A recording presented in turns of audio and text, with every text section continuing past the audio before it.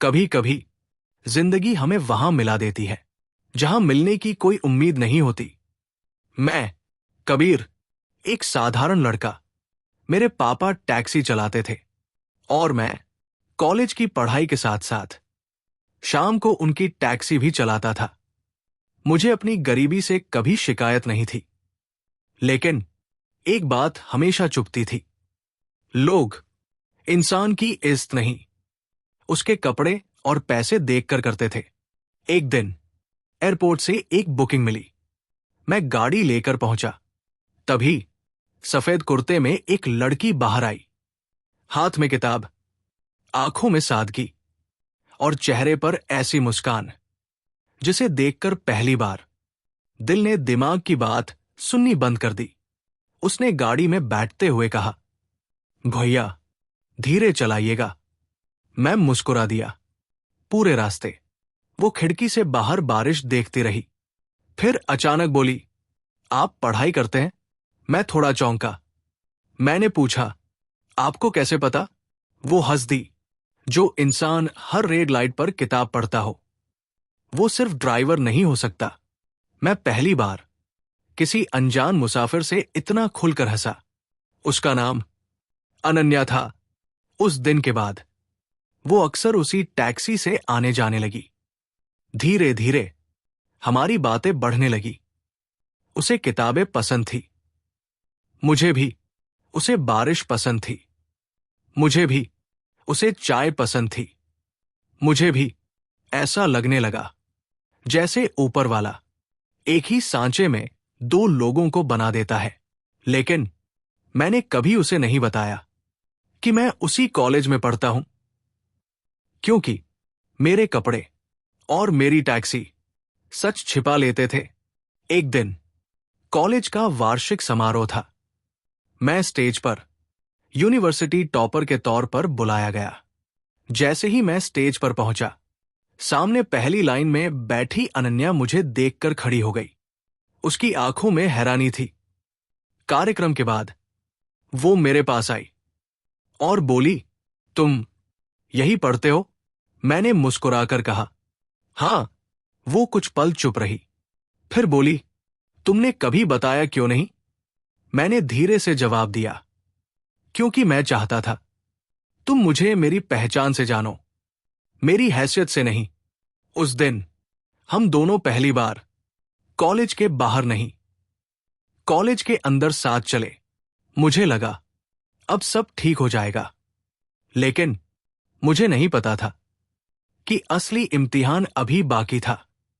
कुछ दिनों बाद मुझे पता चला, अनन्या शहर के सबसे बड़े उद्योगपति की बेटी है।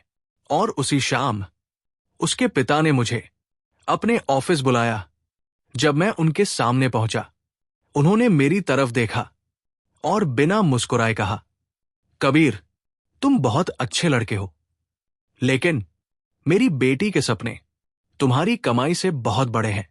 मैंने पहली बार महसूस किया कि गरीबी जेब में नहीं, दूसरों की नजरों में रहती है। मैं चुपचाप वहां से लौट आया।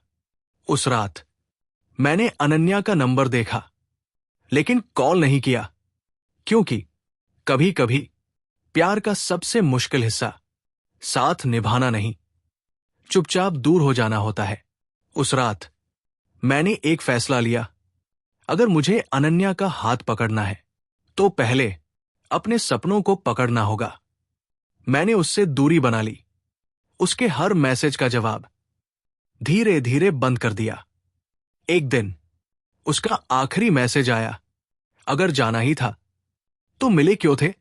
मैंने वो मैसेज पढ़ा, लेकिन जवाब नहीं दिया, क्योंकि कुछ जवाब आंसुओं से दिए जाते हैं, शब्दों से नहीं। मैंने दिन रात मेहनत शुरू कर दी। सुबह कॉलेज, शाम टैक्सी, रात भर पढ़ाई। 2 साल तक मेरी दुनिया सिर्फ एक कमरे और एक सपने तक सीमित रही। फिर एक दिन मेरी मेहनत रंग लाई। मुझे एक बड़ी अंतर्राष्ट्रीय कंपनी में नौकरी मिल गई। कुछ ही वर्षों में मैंने अपनी खुद की ट्रांसपोर्ट कंपनी शुरू की। धीरे धीरे 10 टैक्सियां, फिर 50, फिर 100 गाड़ियां हो गई। लेकिन हर नई गाड़ी की चाबी हाथ में लेते समय मुझे पहली टैक्सी याद आती थी, जिसमें मैं पहली बार अनन्या से मिला था। एक दिन मुझे शहर के सबसे बड़े बिजनेस अवार्ड समारोह में बुलाया गया। जब मैं स्टेज पर पहुंचा तो सामने पहली पंक्ति में अनन्या बैठी थी। हमारी नजरें मिली, लेकिन इस बार वो मुस्कुरा नहीं रही थी। समारोह खत्म होने के बाद वो मेरे सामने आकर खड़ी हो गई। कुछ पल तक दोनों चुप रहे। फिर उसने पूछा, इतने साल एक बार भी मेरी याद नहीं आई? मैं मुस्कुराया, जेब से अपना पुराना बटुआ निकाला। उसमें आज भी उसकी पहली टैक्सी की रसीद रखी थी, जिस दिन वो मेरी गाड़ी में पहली बार बैठी थी। मैंने वो रसीद उसकी तरफ बढ़ाई और कहा, अगर भूल जाता तो इसे इतने साल क्यों संभाल कर रखता? अनन्या की आंखें भर आई। वो बोली, फिर चले क्यों गए थे?